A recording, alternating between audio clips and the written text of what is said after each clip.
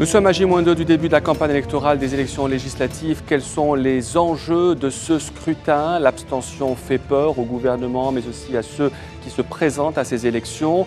Les participants à ce scrutin, mais aussi ceux qui n'y participeront pas, ont droit de citer. Ils seront sur notre plateau. Place au débat.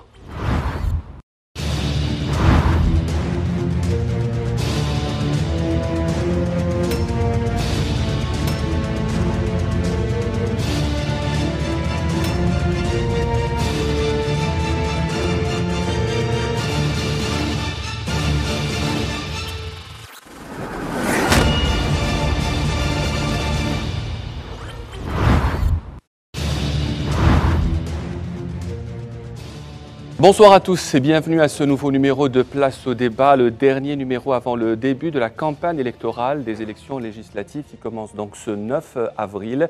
Nous avons sur le plateau aujourd'hui des représentants de partis politiques. Certains y participent, d'autres ont fait le choix de ne pas y participer. D'abord, on leur souhaite la bienvenue.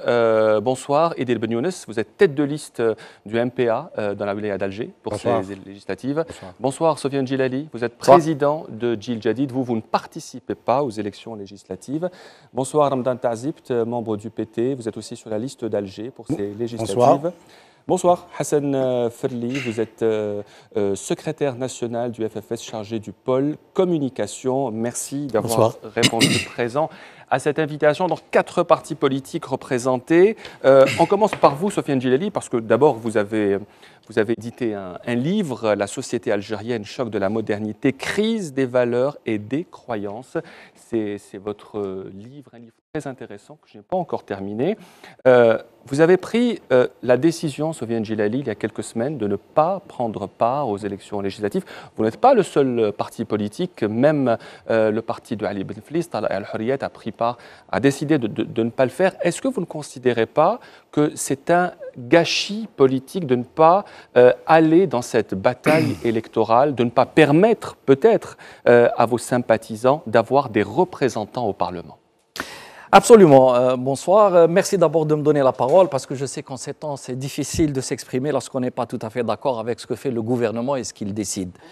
Oui, c'est un gâchis en quelque sorte et on aurait bien aimé rentrer dans cette bataille-là, mais on aurait voulu rentrer dans une bataille électorale, pas dans une, j'allais dire, une comédie qui est là simplement pour maintenir en place le même système, les mêmes structures, les mêmes hommes, maintenir l'échec.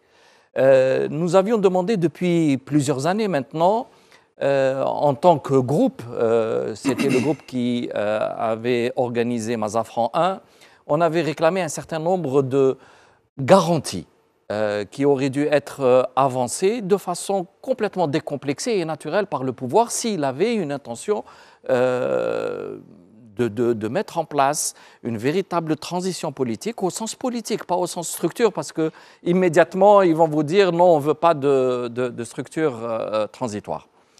Malheureusement, le pouvoir n'a rien fait de tout cela. Au contraire, il a aggravé la situation politique, je parle, en passant par force, en imposant une constitution, puis en imposant un certain nombre de lois qui faussent complètement les règles du jeu. Est-ce que vous ne considérez pas, même la question est ouverte à tous les participants, est-ce que vous ne considérez pas aussi que le changement commence aussi par les élections?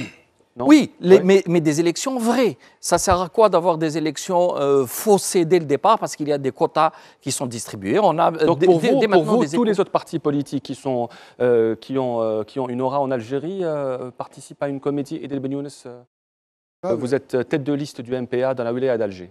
Oui. D'abord, en termes de démarche, quand on ne va pas aux élections, qu'est-ce qu'on propose pour le pays?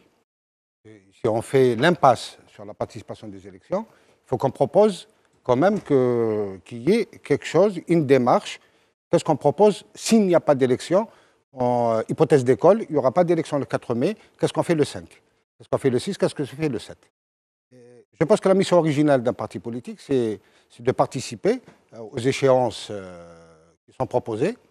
Et dans toute logique de parti politique, c'est la prise de pouvoir par voie démocratique et donc par le truchement des élections.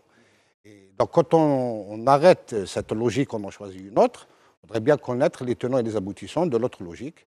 en dehors des élections, que peut-on faire? Pour répondre à ce que vous avez dit, Sofiane Djellali, sur le risque à prendre à inviter une personnalité comme vous, nous allons parler brièvement de la charte qui a été donc proclamée par le ministre de la Communication, Hamid Green. Cette charte, nous l'avons bien lue, on peut être pour, on peut être contre.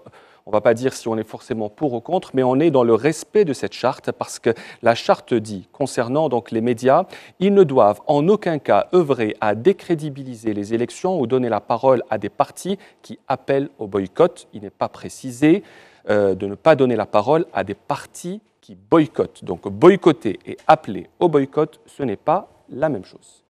Monsieur Tazit. Bonsoir, merci pour cette invitation. Je pense que c'est un débat extrêmement grave. Ce sujet de ceux qui tentent de criminaliser l'abstention, ou ceux qui ont choisi ou qui choisiront de rester chez eux le 4 mai. Le vote, c'est un droit. On peut user de ce droit. On peut aussi choisir d'exprimer autrement. Même pour M. Zour, M. Haribi et pour Mme Benarous, il s'agit plus d'un devoir que d'un droit. Alors que le vote n'est pas un devoir en Algérie. Nos partis travailleurs, nous considérons que ce sont des dérives, ces déclarations.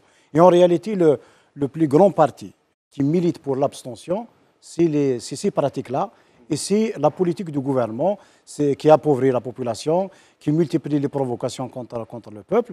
Et si aujourd'hui les élections ont perdu toute crédibilité, c'est le cas, je pense que tous les partis, qu'ils participent ou pas, c'est une lapalissade que de dire qu'aujourd'hui les citoyens, c'est le dernier de leurs soucis, les élections. Maintenant, ça peut changer, ça dépend parce que ça dépend de l'état d'esprit des citoyens. Pour le Parti des travailleurs, les élections, ce n'est pas une question de principe. On ne participe pas tout le temps aux élections ou on ne boycotte pas tout le temps les élections. Ça dépend du moment. Nous avons décidé de participer à ces élections, non pas sans illusion. Nous savons qu'il n'y a pas assez de garanties. Il y a une haute instance de surveillance des élections qui est constituée de fonctionnaires qui sont nommés tous. Ils ne sont pas remis en cause en tant que personne, mais l'institution, cette instance n'est pas tout à fait indépendante. Mais vous avez remis en cause aussi. Oui. Je m'excuse. Il y a remis en cause le choix de M. Derbel, notamment. Non, il y a un climat délitaire qui n'encourage pas la pratique politique. Malheureusement, dans notre pays, il y a l'achat des voix, l'achat de classement il y a une corruption, il y a une décomposition politique. Est-ce que tous ces facteurs vont mener, ce sont des facteurs qui font fuir les citoyens des élections. Mais cela ne veut pas dire que ça va rester comme ça. Nous avons décidé de rentrer dans ces élections et nous respectons les partis qui ne croient pas que participer peut contribuer à quelque chose. Chacun a sa vision des choses. Mais nous avons décidé de participer pour approfondir le débat avec les citoyens en vue de créer un rapport de force. Et est-ce que tous ces facteurs, oui, il faut que je pose ma question, est-ce que tous ces facteurs aussi, avant de donner la parole à M. Felli, est-ce que tous ces facteurs aussi ne constituent pas un manque de crédibilité pour ce scrutin? Vous parlez de beaucoup de facteurs. Est-ce que finalement ce scrutin sera transparent malgré tout cela? Déjà, nous avons fait une pré-campagne avec la collecte de sénateurs dans certaines wilayas. Ce qui préoccupe les citoyens, c'est les dérives actuelles, c'est la politique, c'est la guerre sociale qui est déclarée à la population par le gouvernement, et en même temps cette décomposition, cette corruption qui a pris une ampleur sans précédent. Et nous allons vers ces élections avec une combativité de manière offensive, c'est-à-dire que s'il y a crise aujourd'hui dans notre pays, il y a des responsables. Et les responsables, ce sont le gouvernement et les partis qui le soutiennent. Merci. Hassan Felli, est-ce que c'est une pré-campagne tendue aujourd'hui pour le FFS? Comment est-ce que vous voyez ce dernier virage avant les élections législatives? Bon, le FFS se prépare de la manière la plus sérieuse à ces élections. La décision a été prise déjà au mois de décembre. On participe aux élections après avoir fait une lecture ou une analyse profonde de la situation. Donc la décision de participer ou de ne pas participer se fait sur cette base. Nous avons fait durant le Conseil national et toute une série de débats au sein de la base aussi pour voir si on devait participer ou non. Et la décision a été prise de participer par rapport justement à cette analyse profonde de la situation dans tous ces aspects du pays, qu'elle soit politique, économique, sociale. Donc, nous avons décidé d'y aller. On s'est préparé de la manière la plus sérieuse pendant la phase de récolte de signatures, où nous avons réussi, malgré une loi électorale qu'on avait considérée comme une loi d'exclusion électorale, parce que c'est une loi qui, de fait, exclut des partis politiques de cette compétition ou met des entraves à ces partis politiques pour récolter des signatures. On a vu aussi le marché que ça a créé, tout le débat qu'il y a eu autour de ça. Donc, avec toutes ces difficultés, nous avons réussi à avoir 33 listes pour ces élections. Donc, on n'est pas là pour parler de... On n'est pas là pour crédibiliser cette élection. Dans 30 wilayas et 3 circonscriptions à l'étranger. On n'est pas là pour crédibiliser ou non l'élection. C'est un autre débat, là. Le FFS a fait sa lecture et il participe à cette élection qu'il considère comme stratégique. Il avait considéré comme tactique en 2012. Là, il la considère comme stratégique par rapport à un projet qu'il porte, un projet qu'il veut porter durant cette campagne au sein de la population. Donc c'est le projet de reconstruction du consensus national pour lequel le FFS a, disons, expliqué, même dans les rencontres qu'on a eues avec les partis politiques aussi, ceux présents ici, on y a rencontré les responsables du FFS pour aller vers une deuxième république, vers un état de droit, vers des élections qui seront réellement libres, honnêtes. C'est ça l'objectif. Et cet objectif ne pourra être réalisé qu'avec la participation de toute la classe politique, des syndicats, des associations. C'est ça notre objectif. Merci, M. Feldi. M. Djilali, voilà une pré-campagne très tendue. Ça vous a au moins évité tout ce casse-tête des listes et toute cette casse-tête de préparation. Absolument, mais encore une fois, la question s'est posée en fait fondamentalement. Pourquoi un parti politique maintenant et est-ce qu'il faut systématiquement aller à des élections ou non? Est-ce que l'élection est le cœur d'un parti politique? C'est oui et non. Ça correspond... Parce que quand on est parti politique agréé, on accepte d'être un parti politique dans le système. Pourquoi ne pas accepter d'aller aux élections du système aussi? Absolument pas. La question ne se pose pas ainsi. Nous, lorsqu'on a fait Jil Jadid, c'était sur d'abord l'analyse d'une situation et puis c'était sur le désir d'un véritable changement pour passer vers une nouvelle étape, vers une nouvelle ère. Or, le pouvoir nous propose juste l'inverse, c'est-à-dire entrer dans un jeu qui permet au pouvoir de rester. Nous l'avions dit dès le départ, nous sommes là pour aider le système à s'en aller, pas pour qu'il reste. Il y a eu cette opportunité, que toute l'opposition se donne la main et qu'on fasse une vraie pression sur le pouvoir pour qu'il cède sur des éléments essentiels qui ressortent de l'état de droit et de la démocratie. Or, malheureusement, en cours de route, une partie de l'opposition n'a pas fait confiance ni en le peuple, ni en elle-même. Mais l'opposition est déchirée aujourd'hui. Il n'y a plus Zeralda. Zeralda est mort? Oui, pour nous, Zeralda, c'est déjà du passé. Il faut recomposer, reconstituer quelque chose à l'avenir. L'un des traits de notre société est que très souvent, on repart vers le passé pour chercher des solutions pour l'avenir. Or, il faut apprendre à chercher les solutions de l'avenir avec les moyens d'aujourd'hui. C'est ce que j'essaye d'aborder dans le livre, en décryptant ce qu'est la société traditionnelle et quels sont les effets de cette société traditionnelle sur la mentalité de la population. Or, nous avons besoin de nous ouvrir vers l'avenir et d'utiliser le passé pour mieux nous consolider, mais pas pour nous étouffer. Et Ben Younes, pré-campagne tendue, est-ce que tous ces facteurs évoqués notamment par les trois invités peuvent contribuer à un scrutin pas très transparent? Les garanties de transparence ont été données par les textes et par la Constitution.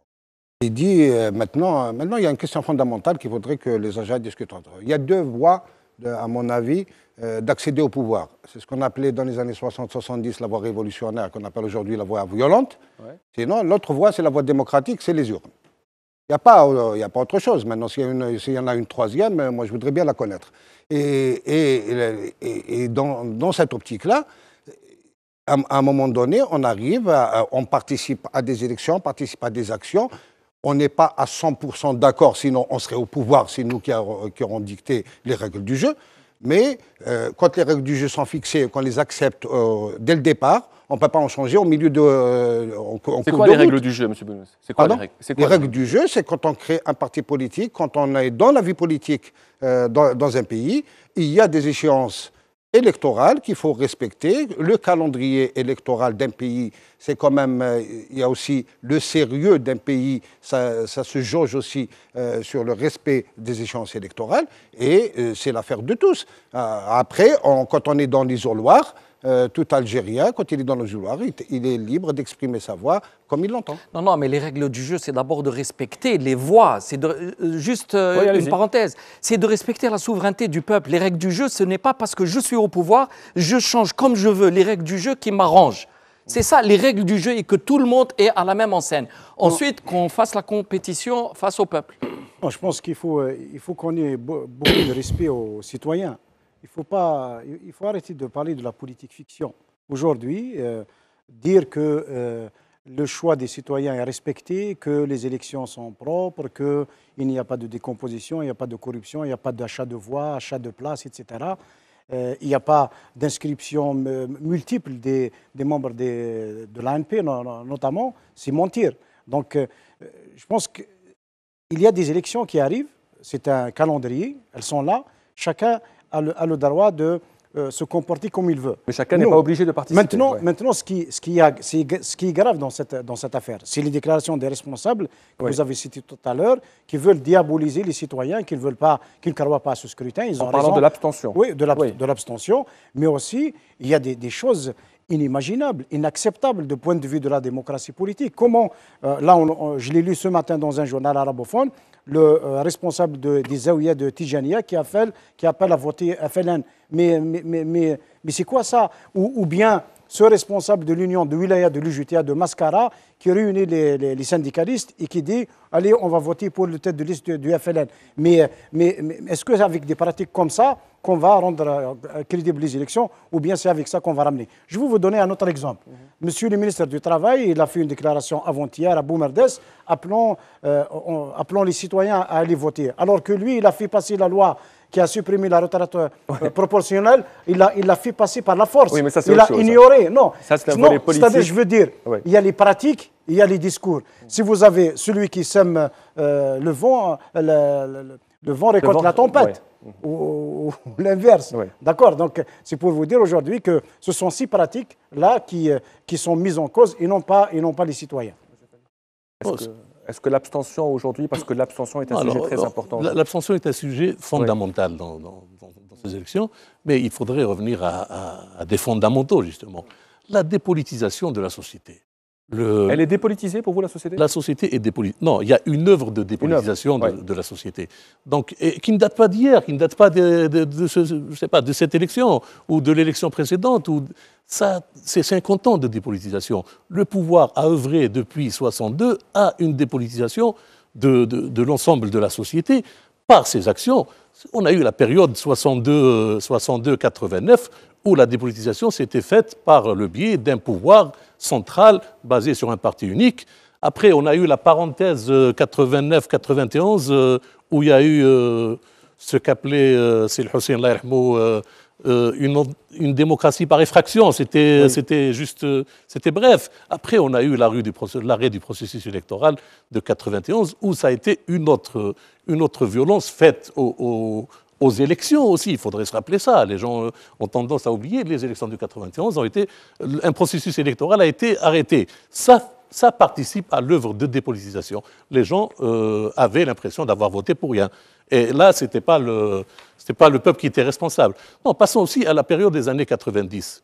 Ça a été une période de violence, de dépolitisation. Lorsque certains étaient là pour l'éradication, faisant des campagnes avec le pouvoir, crédibilisant des élections en 95 pour le général Zerouel, le FFS était là à essayer de politiser la situation pour trouver des solutions politiques, pour le dialogue politique, pour la réconciliation.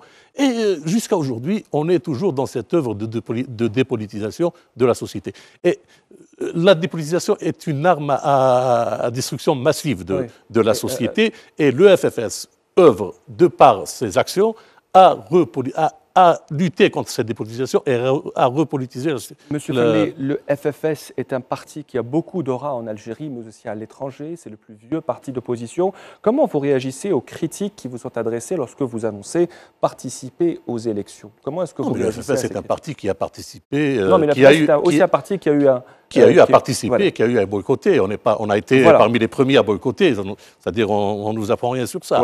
Donc on a eu à boycotter des élections. Et sur ça aussi, on parlait de droit à l'abstention. Non, je parle du droit au boycott aussi. Les partis politiques ont le droit de boycotter des élections comme on a eu à le faire nous. Donc sur ça, il faut qu'on se mette d'accord. Nous dénonçons cette, disons, chasse peut-être aux boycotteurs. Aux abstentionnistes surtout. Non, aux abstentionnistes. À ceux qui ne veulent pas voter, pas à ceux...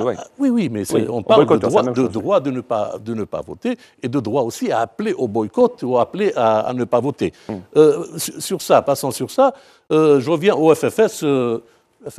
Les décisions ont été prises de la manière la plus démocratique au sein de ces instances et de ces structures.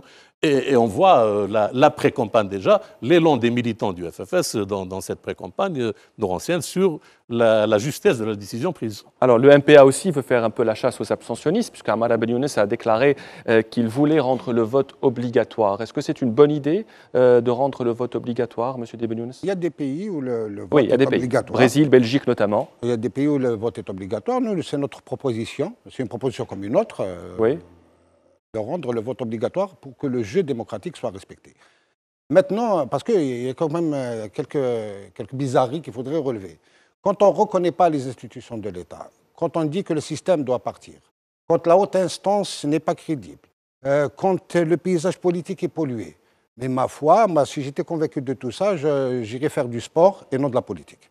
À un moment donné, quand tout ça, les fondamentaux, on peut la ne pas être base... d'accord sur ça, monsieur... La base...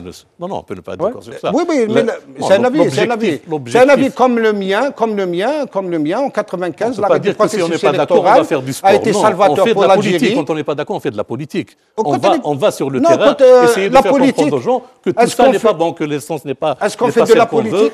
Est-ce qu'on fait de la politique ou on en parle? Il y a une sacrée différence. Parler de la politique, on fait de la politique, c'est aller sur le terrain.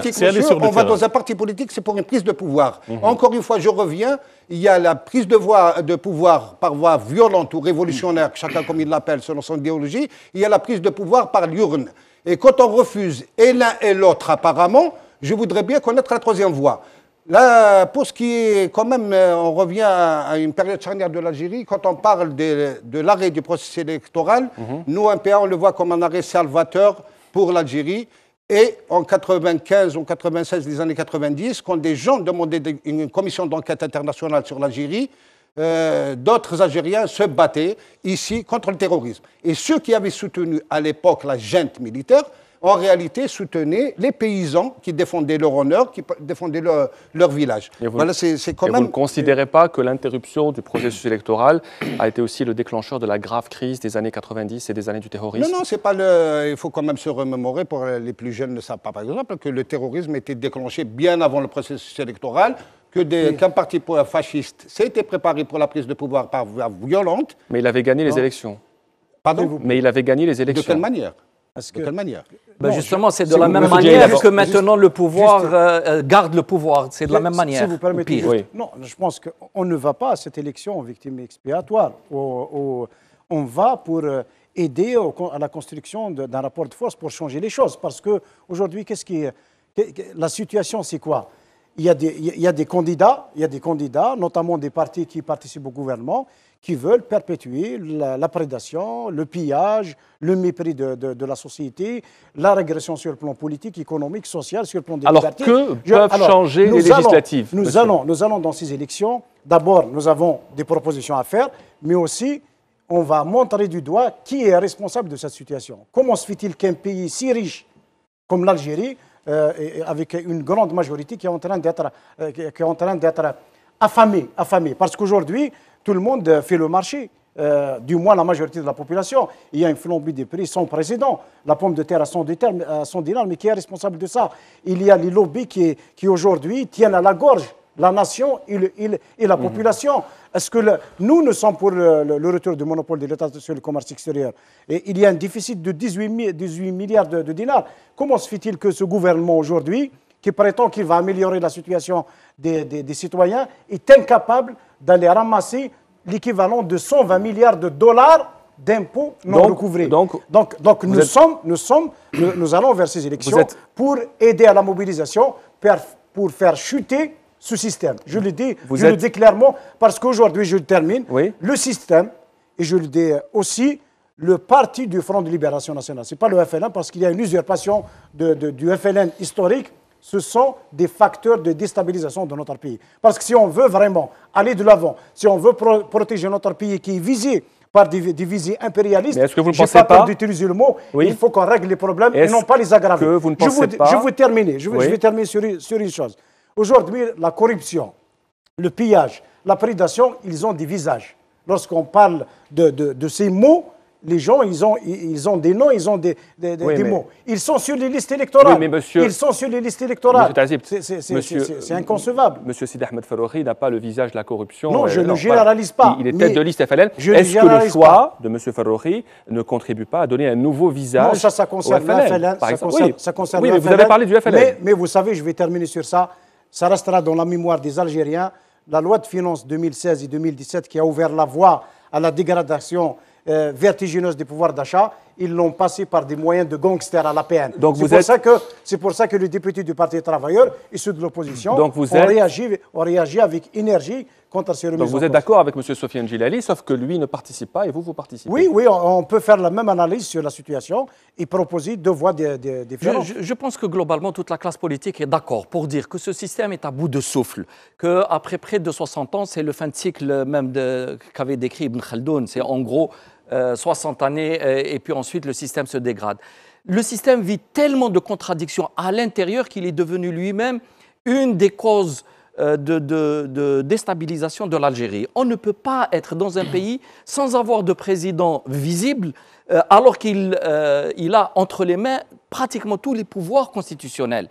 Ça, c'est une très grave anomalie. Les Algériens savent que le pays est dirigé de façon presque anonyme. Est-ce que vous ne pensez pas que participer aux élections... Ces élections sont une illusion, puisque nous sommes tous d'accord sur le diagnostic, en sachant que le Parlement n'a aucun moyen pour changer quoi que ce soit. D'ailleurs, aucun député n'a pu, ni groupe parlementaire n'a pu avancer une seule loi ou n'a pu amender une loi quelconque. Donc ça, c'est un grave problème de fonctionnement démocratique. Ils sont représentés au Parlement, M. Fadli au nom du FFS, M. Tazipt au nom du PT. Est-ce que votre présence au Parlement dans cette dernière législature a contribué à faire bouger les choses?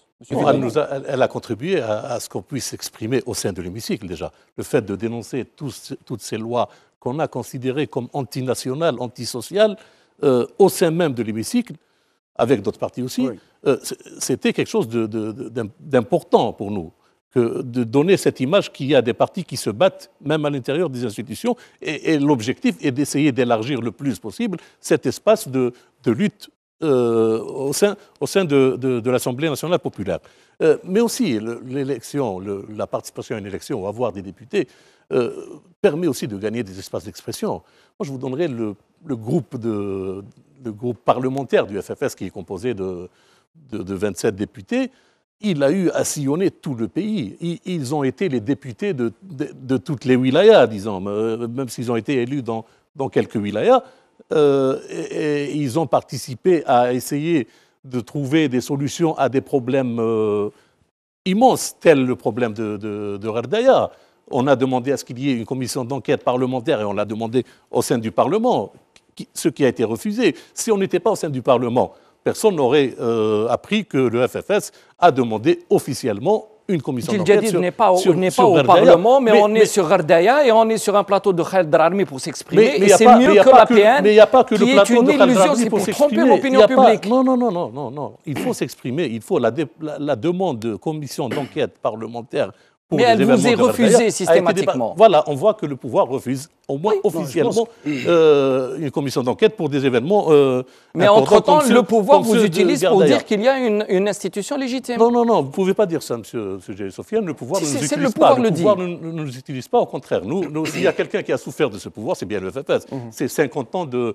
je ne parle pas de l'histoire, je parle d'aujourd'hui. Non, je parle d'aujourd'hui et de l'histoire. Non, il ne faut pas oublier l'histoire. On a été pendant 50 ans la cible de la dictature, du pouvoir, du pouvoir avec tous ses relais médiatiques, politiques. Il y a des relais politiques aussi du pouvoir qui sans être se considèrent dans l'opposition, mais qui ont été là à lutter contre le FFS. Donc il faudrait se le dire, Ce n'est pas aujourd'hui qu'on viendra nous dire que le FFS peut être utilisé. Non, on n'est pas, aussi jeune pour être utilisé. Il y a quelque chose de très, très dangereux en politique, c'est celui d'essayer de mettre tout le monde dans le même sac. Tous les partis sont kiff-kiff, tous les députés sont kiff-kiff, etc. Toute la presse, elle est... Non, on ne généralise pas. À l'Assemblée nationale, à l'Assemblée populaire nationale, il y a des députés qui ont favorisé un système de corruption, de prédation, de passe-d'arroi, qui se taisent devant la gabegie, devant la massacre de notre pays. Et il y a des députés qui se battent dignement, sans interruption, avec persévérance, contre ces pratiques. Je vais vous donner un exemple. Aujourd'hui, les téléspectateurs, c'est un témoignage. Tout le monde sait que dans notre pays, il y a des milliers de nouveaux milliardaires. Des milliers de nouveaux milliardaires. Ce sont des nouveaux riches. On ne sait pas comment ils sont devenus riches. Dans tous les cas, ce n'est pas par des moyens légaux. Nous avons demandé à plusieurs reprises à l'Assemblée un impôt sur la fortune. Ça existe dans les pays capitalistes. À chaque fois, il est refusé. Pourquoi? Parce que les hommes d'affaires qui ont investi la politique, ils font pression sur l'Assemblée, sur les députés. Et moi, je suis fier d'appartenir à un parti, le Parti travailleur, qui a déjoué un complot, je le dis bien, un complot de mainmise de l'Assemblée populaire nationale sous la coupe du FCE. C'était une journée parlementaire qui a été organisée à Djenal Mithaq. Nous avons fait échouer ce plan. Pourquoi? Parce que c'était une mainmise, c'était à une année, c'est-à-dire au grand jour, demander à ce que l'Assemblée soit sous la coupe du patronat.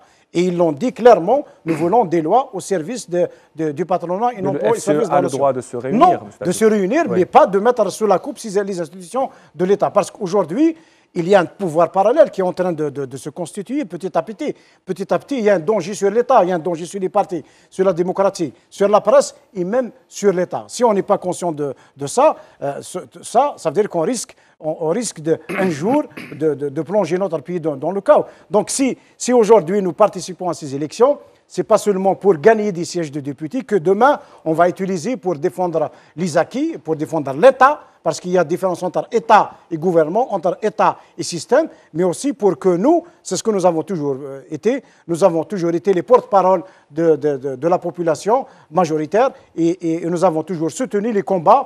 Nous avons été dans la rue avec les syndicats autonomes, dans la rue avec les étudiants, pas dans la rue pour les inciter à la révolte, non, pour les protéger de la répression, parce qu'aujourd'hui, le seul langage qu'utilise le gouvernement, c'est la matraque.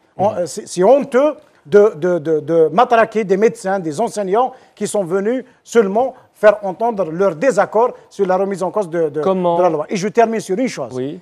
Nous le savons, preuve à l'appui, que ce gouvernement qui s'appuie sur le parti du FLN et le RND est en train de préparer des lois assassines des acquis de l'indépendance. Le code de travail, c'est un code de travail moyenâgeux. Il y aura un nouveau gouvernement après les élections. Oui, donc ils sont en train, dans tous les cas, eux, oui, ils s'en foutent ils s'en foutent des résultats des élections. Ils sont en train de les trafiquent, comme s'ils seront là foutent pour l'éternité. Mais nous disons aux citoyens, sans faire de pression sur leur conscience, comme le fait le ministre de la Culture qui fait la caravane, oui, ou bien d'autres responsables, nous disons qu'on peut utiliser ces élections pour imposer d'autres choix, en votant pour le Parti travailleur, par exemple, oui, qui est diamétralement opposé à la politique du gouvernement. Et justement, comment s'annonce donc cette campagne électorale qui commence le 9 avril? Dernier virage pour les partis politiques qui y participent. Ce sont les derniers préparatifs avant le jour J. Voici le sujet de Amel Bouaza. Validation des listes électorales, installation des panneaux d'affichage et attribution des salles pour les meetings, le décor est planté pour le début de la campagne électorale des législatives, dont le coup d'envoi sera donné le 9 avril prochain. À cet effet, plus de 1000 meetings sont prévus au niveau de la capitale, selon une annonce faite par le chef de la permanence de la wilaya d'Alger, de la haute instance indépendante de surveillance des élections, Idil Hassayen, et pour ce faire, 83 salles et lieux publics y seront consacrés. Si du côté des partis politiques, l'on affûte déjà ses armes, l'administration veille pour sa part à ce que tout soit fin prêt, identification des sites pour les meetings, organisation des tirages au sort et bien évidemment l'installation des panneaux d'affichage dans les wilayas. Dans une interview accordée à des confrères de la chaîne 3, le directeur général des libertés publiques au ministère de l'Intérieur, Amara Lakhdar, avait déclaré que sur les 181 listes rejetées par la commission des candidatures, 33 ont été réhabilitées des suites de recours, indiquant au passage que 23 millions d'électeurs ont été retenus pour participer au scrutin. Lundi dernier, le ministre de l'Intérieur et des collectivités locales, Noureddine Bedoui, avait pour sa part appelé les citoyens à participer en force aux législatives du 4 mai, et ce pour préserver la stabilité et la paix, avait-il expliqué. Alors, ce qui fait peur aussi aux partis qui participent, mais aussi au gouvernement, c'est évidemment l'abstention. Idel Ben Younes, l'abstention fait peur aujourd'hui à tous les partis. Législative de 2007, 35%. Législative de 2012, 42%. Ça, c'est le taux de participation, d'accord. Donc l'abstention est encore beaucoup plus grande. C'est le même cas dans des pays comme le Maroc ou la Tunisie. Le Maroc, où un parti islamiste a gagné démocratiquement les législatives. Comment faire face aux abstentionnistes aujourd'hui, qui sont de plus en plus importants? À mon avis, c'est de rassurer d'abord les gens et que de dire aux citoyens qu'il faut que leur voix soit entendue. Il faut que leur voix soit entendue. Pour que leur voix soit entendue, il faut aller voter, faire un choix politique. On ne peut pas parce que dans les situations actuelles, bon, on accuse bien le pouvoir, c'est très bien, mais les anathèmes sont jetés de part et d'autre. Quand on dit que tous les partis qui sont au pouvoir et tous les gens qui participent au pouvoir, c'est des pilleurs, et de l'autre côté, on insulte, on dit que tous les abstentionnistes, selon l'expression consacrée, et il n'y a pas de débat. Il n'y a pas de débat. L'abstention fait peur à tous les pays du monde qui respectent des échéances électorales. Il faut que le maximum de citoyens s'expriment sur des choix politiques. Sur des choix politiques. Et à un moment donné, il ne faut pas que des partis politiques aient le monopole, qu'ils soient grands ou petits, ou jeunes ou vieux, qu'ils aient le monopole de la pratique politique. Le citoyen doit avoir cet engouement pour des élections pour imposer ses choix. Les citoyens imposent leurs choix par les élections. Et comme ça, personne ne parlera à leur nom indéfiniment. Je représente. Eh bien, vous représentez ce que les citoyens vous auront donné comme voix. Hassan Felli, est-ce que l'abstention fait peur? Vous avez parlé. Non, alors je disais qu'il y a cette tendance du pouvoir à essayer de mobiliser avant une élection pour dire qu'il faut y aller voter, c'est la voix du peuple et tout. Et après l'élection, de banaliser cette abstention en disant que dans beaucoup de pays au monde, il y a un taux pas très élevé de participation, en nous citant des exemples de démocratie bien ancrée. Moi, je dirais qu'il faudrait déjà voir dans ces pays s'il y a un faible taux de participation ou d'abstention aux élections ou non. Moi, pour beaucoup de pays, il y a un taux assez élevé de participation. Mais aussi, à quoi est due l'abstention? L'abstention chez nous est due à un malaise profond. Le malaise, c'est cette dépolitisation dont je parlais. C'est cette arme de destruction massive qui est la dépolitisation. C'est l'intérêt. Quand vous allez voir les gens, ils ne vous disent pas « moi, je ne vote pas parce qu'il y a ça et ça et ça et ça ». Ils ne l'expliquent pas politiquement. Ils vous disent « moi, je ne vais pas voter parce que ça ne m'intéresse pas, parce que je m'occupe d'autres choses plus sérieuses que la politique ». Donc, c'est toute cette œuvre de dépolitisation. Le pouvoir est responsable de ça. Ouais. C'est le pouvoir qui est le premier responsable de ça. Par le discrédit aux institutions. Quand on entend parler de l'APN ou de ce que représente l'APN, c'est le pouvoir qui discrédite l'APN, de par sa manière de faire. Donc la responsabilité du pouvoir dans l'abstention, elle est engagée en première ligne. Monsieur Ben Younes, vous disiez, il y a les gens qui sont beaucoup plus contre les gens que pour. Y a-t-il une stratégie partisane aujourd'hui pour lutter contre l'abstention? Est-ce que c'est la campagne? Est-ce que c'est la campagne qui va lutter contre l'abstention aujourd'hui? Je pense que la campagne, c'est la dernière étape. Ouais. Les partis sérieux travaillent en dehors des campagnes électorales. C'est pas dans les communes, dans les quartiers? Nous, MPA, on n'est pas un parti de candidats, on est un parti de militants. Donc, on existe comme ça dans notre activité quotidienne. Et c'est cette activité quotidienne. Ces Algériens perçoivent des militants qui habitent leur quartier, qui habitent leur village, qui font de la politique. C'est des gens honnêtes qui veulent du bien pour le pays, qui ont bien sûr un projet politique qu'ils portent et qui discutent avec leurs concitoyens de tous les jours. Et parce que crédibiliser les élections ou la pratique politique, c'est aussi, on verra après les élections, comme toutes les élections, quand il y aura le taux d'abstention. Vous aurez des partis certains, pas tous heureusement, certains qui n'ont pas participé, ils vont revendiquer toutes les voix abstentionnistes pour leur compte. Je pense que c'est une façon d'aborder la politique, j'allais dire naïve, ou en tout cas on considère que la population est naïve. Non, il y a un grave problème dans ce pays, c'est qu'il n'y a plus de confiance entre la population et les gouvernants. C'est clair, net et précis. Ça, c'est extrêmement important parce que c'est à partir de cela que les gens se disent on se moque de nous. Les gouvernants, eux, font ce qu'ils veulent. Ils sont là ad vitam aeternam. Ils changent les lois et les règles comme ça les arrange, y compris les lois sur le plan économique. S'ils ont envie de s'approprier les biens de l'Algérie, ils le font. Quant à nous, on nous demande une fois les 5 ans de venir faire la chaîne devant le bureau de vote pour que les caméras nous captent et on donne cette image à l'étranger pour dire que le régime est bien installé. Il y a une très grave supercherie à la base. Donc si on fait un parti politique, pour revenir à ce que disait mon voisin, un parti politique, c'est fait pour changer une situation, pas pour aller au pouvoir en soi. Si on va au pouvoir pour faire la même chose que fait M. Sellel et M. Bouchouer, il faut... Sans aller aux élections. Mais les élections, normalement, si elles sont bien faites, vont donner un rapport de voix en fonction de votre travail. Et comment peut-on savoir si elles sont bien faites, les élections? Eh bien, il aurait fallu qu'il y ait des garanties constitutionnelles et des garanties physiques, pratiques, pas... un trafic, j'aurais pu vous ramener ici, par exemple, les documents de signature qui devaient être réunis pour avancer une liste. Eh bien, des centaines de documents sont signés, paraphés et à blanc. Donc pour vous, il y a eu absence de garantie. Il y a absence de garantie. C'est ça l'élément essentiel de la non-participation ou plus du boycott. Oui. Et en même temps de l'abstention des citoyens. Ils ne veulent pas être les dindons de la farce. MPA, PT, FFS, est-ce que vous avez eu des garanties?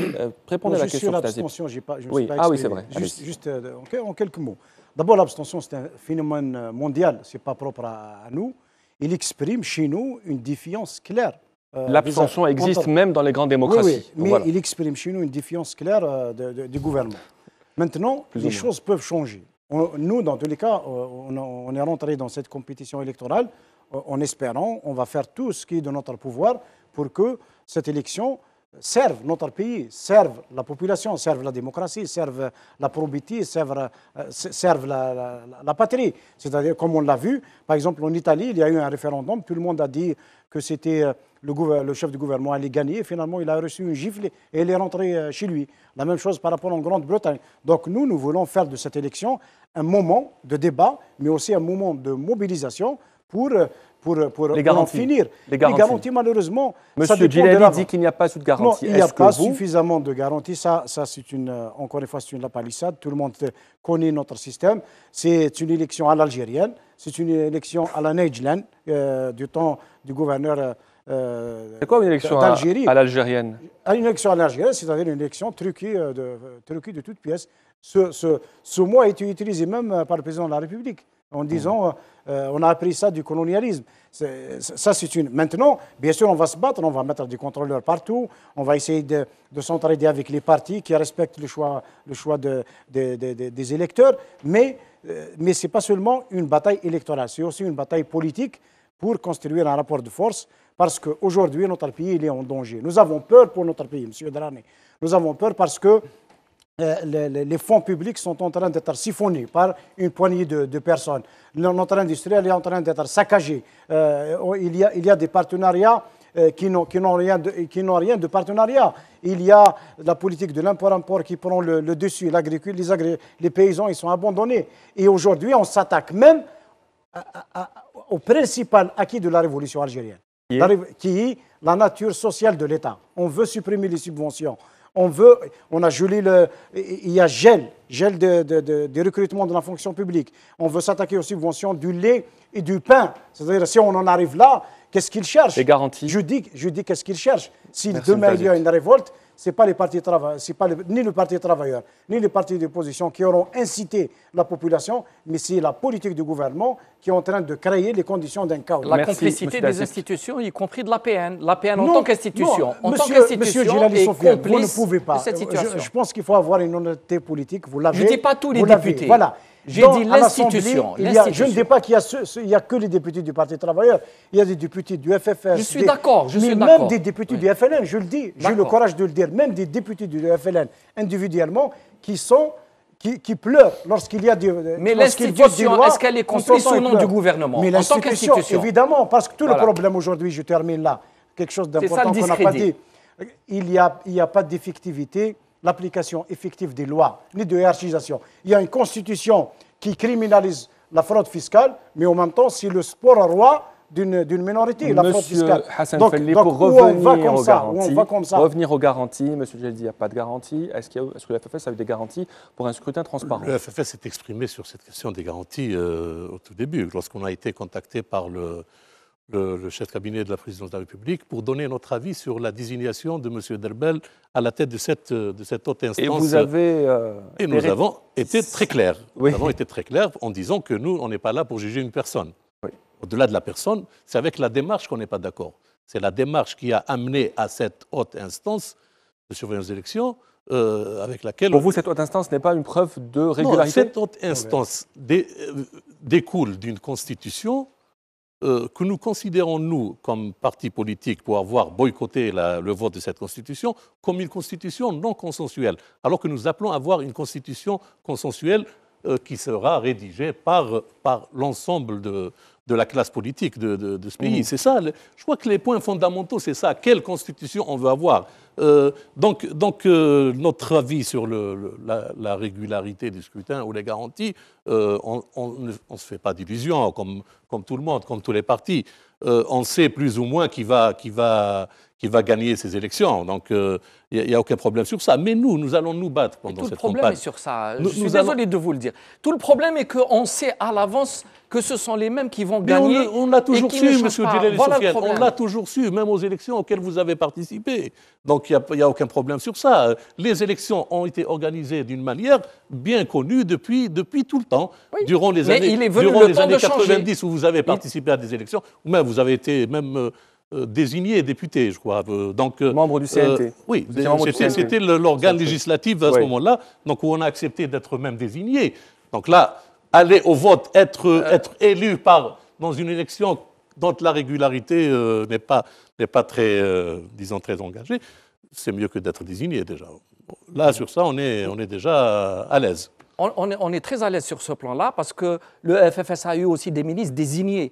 Tout le monde savait que le CNT était une institution transitoire. Je vous rappelle qu'elle avait été instituée en 1900. Il n'a pas eu de ministre désigné, les ministres sont désignés. Oui, donc, les ministres sont nommés. Oui, ils sont nommés. Ils ne sont pas élus, les ministres ne sont pas élus. Le pays était à feu et à sang. Hein, chacun assume son histoire maintenant. Oui, je l'assume. Non, mais assume son histoire. Je connais cet argument-là. À un certain moment, le FFS se battait dans les milieux populaires. Oui. On avait des cadres du parti qui se battaient là pour une solution politique qui ont été assassinés, lorsque d'autres étaient à Club des Pins. Sur ça, on ne doit pas faire passer certaines choses. On a eu Mbarak Mahioullah Yarhamou qui se démenait comme un fou dans le cadre de la direction du FFS avec d'autres partis politiques pour arriver au contrat de Rome, qui a été assassiné. Et on vient nous dire aujourd'hui que non, il ne faut pas participer parce que la démocratie et tout. Non, des gens doivent assumer leur position. Participer ou pas, rapidement. Oui, parce que je connais aussi les attaques insidieuses sur les réseaux, c'est toujours la même histoire. Je voudrais clarifier définitivement cette histoire de CNT puisqu'elle revient systématiquement. Oui, c'est une occasion pour vous de... Lorsqu'il y a eu l'interruption du processus électoral, il y a eu l'appel à M. Boudiaf et l'instauration du CNN. Du CCN, c'était un premier conseil consultatif. Et c'est après pratiquement l'effondrement de l'État algérien et lorsque M. Liamin Zarouel est arrivé et qu'il avait été élu, et il a demandé à la classe politique de l'aider à faire une transition. Non, le CNT, c'était avant l'élection de M. Il y a des dates importantes. Le CNT a été installé en 1994. Nous ne faisions pas partie à ce moment-là lorsque j'étais dans un autre parti politique. Nous avions intégré le CNT après l'élection présidentielle en mars 1996 pour une année sur un programme bien défini. C'était préparer la loi électorale qui permettait au FFS de participer aux élections. Ce n'étaient pas des députés. S'il vous plaît. En aucune façon, on a utilisé le terme de député. Vous avez parlé plus que les autres. Vous avez eu l'occasion de clarifier votre position. Pour revenir au thème donc, de l'abstention, de la participation, Esma Laïd est partie dans la rue. Vous posez la question, voteront pas? faudrait que ces élections soient une occasion pour qu'il y ait une certaine décantation sur le plan politique. Il faudrait réellement qu'il y ait un changement. Donc voter pour des gens à l'Assemblée, c'est essayer d'arranger les choses dans la mesure du possible, mais à la seule position que les gens puissent exprimer leur voix librement. Lors de ses premiers mandats, lui-même il a reconnu que les élections étaient toujours truquées. Alors que auparavant, j'avais toujours voté. Et j'ai juré de ne plus voter parce que, encore une fois, c'est le premier magistrat du pays qui l'a reconnu. Oui, bien sûr, je vais voter comme chaque 5 ans, je dois voter, voilà, je dois me représenter, et c'est ainsi de suite, c'est comme ça. Et j'en doute que les prochaines élections seront saines. Voilà pourquoi je ne voterai pas. Je vais voter oui, par conviction et par principe. Satisfaite, non, mais il faut faire avec, hein, comme dans tous les pays. Hein. Celui qui rouspète toute l'année, s'il ne vote pas, il n'a rien à dire après. Il aura, comme on dit, les peuples ont les gouvernants qu'ils méritent. Alors, avant de terminer cette émission Place au débat, nous allons un peu vous faire réagir sur certains faits de l'actualité cette semaine. Qu'est-ce que vous avez pensé? Ah bon, d'abord, j'aimerais vous faire réagir sur les propos, il faut le dire, hein, même si je suis animateur de cette émission, des propos scandaleux, ceux du Wali d'Alger, Abdelkader Zour, ceux du député Hassan Haribi et les propos de Zahia Ben Arous. Est-ce que vous considérez, Idil Ben Younes, que ce sont des propos scandaleux? Ceux de dire, de qualifier ceux qui ne vont pas voter de tous les colibés, et parfois c'est très insultant. Tous les excès, moi je parle d'un principe mauvais, à forte raison quand on est responsable ou au niveau de l'État ou un responsable politique. Et de l'autre côté, il faut dire quand même que certains de nos amis de l'opposition, nous qui participons aux élections, on est mal... Il y a beaucoup de noms d'oiseaux qui circulent. Alors nous allons, bien sûr, on est des suppôts du pouvoir, on va valider une démarche du système qu'eux dénoncent. Moi, je pense que en termes d'éthique politique et de bienfaits, nous, notre slogan de campagne pour législative, c'est pour une démocratie apaisée. Donc les colibés, les insultes, la diffamation ne servent en rien à faire avancer la chose politique. Rapidement, M. Ferli, les propos de Mme Ben Arous, M. Zour et Hassan Haribi qui ont insulté non, les injures et l'insulte n'ont pas de place, ne devraient pas avoir de place sur la scène politique. Donc je ne dirais pas plus que ça. Il faudrait respecter certaines règles. Et l'injure, on est dans l'injure. C'est tout simplement inacceptable et irresponsable. Et ce sont des provocations supplémentaires qui viennent s'ajouter à un certain nombre de décisions et de déclarations qui sont faites ici et là par des membres du gouvernement, par des responsables, qui sont en train en réalité de travailler pour les comptes de l'abstention. Parce que lorsque les citoyens se sont méprisés et qu'il n'est pas considéré, il est déconsidéré, et on veut même l'obliger à voter. Et chacun a son point de vue. Moi, je ne suis pas parti en tant que parti travailleur pour rendre le vote obligatoire. Et bien, les citoyens ils vont encore se comporter dans une situation de défiance vis-à-vis de tout ce qui les méprise. Monsieur Djidali? Oui, absolument. C'est gravissime. Les propos, en particulier de M. Zour, qui est, ne l'oublions pas, un fonctionnaire. Qu'on ne peut même pas dire. Voilà, quand c'est des propos purement politiques, ça s'accepte. Je peux dire qu'un parti politique est en train de travailler pour le pouvoir, il n'y a pas d'insulte. Mais les propos de M. Zour font que, d'ailleurs, je saisis aujourd'hui notre avocat et on va voir si une démarche de dépôt de plainte pour insulte peut être prise en considération par la justice algérienne. C'est un récidiviste, M. Zour. Zour. Oui, mais en 2014, il a été moins insultant. Il a été moins insultant et il avait démenti. Mais là, on a bien vu les images. Non, même mais là, c'était avéré. Idem pour le ministère de la Culture, qui a vu son budget divisé par 2 dans le cadre de la politique d'austérité. Il est en train de jeter de l'argent par la fenêtre dans sa caravane. Dans sa caravane. Normalement, la sensibilisation des élections, c'est le ministère de l'Intérieur. Qu'est-ce qu'il vient faire? L'affaire Tarkot, vous qui parlez du pouvoir de l'argent, comment vous avez réagi à l'affaire Tarkot, celle du montage, commission d'enquête, M. Sellel? On commence par vous, M. Tazib. Non, je pense que malheureusement, ce n'est pas seulement ce cas. Il y a beaucoup de choses. Il n'y a pas de transparence dans les affaires. que ce soit dans l'industrie ou dans l'économie. La commission d'enquête, c'est une blague qui ne fait rire personne, parce que s'il devait y avoir commission d'enquête, il faut qu'elle soit indépendante. Les images, elles étaient claires sur les réseaux sociaux. Et idem pour ceux qui achètent les milliards de centimes qui sont donnés pour acheter des voix et des classements. La justice doit bouger. Merci. Et le problème de l'indépendance de la justice, c'est un problème, c'est un autre chantier. Merci à vous tous d'être venus, d'avoir participé à ce débat, dans Place au débat. C'était serein et respectueux. Merci d'avoir accepté cette règle. Merci à nos invités. Sofiane Djilali, merci d'être venue. Je rappelle que vous avez sorti un livre, La société algérienne, choc de la modernité, crise des valeurs et des croyances. Voilà, c'est votre livre, M. Sofiane Djilali, et je vais vous l'offrir à vous, M. Fadli. Voilà, je vous en prie. Merci à vous, Edil Benyounès, d'être venu, tête de liste MPA dans la wilaya d'Alger. Merci à vous, M. Tazipt, du PT. Vous êtes aussi candidat aux législatives. Merci à vous, Hassan Fadli. Vous êtes secrétaire national au FFS chargé du pôle communication. On se retrouve vendredi prochain. Merci.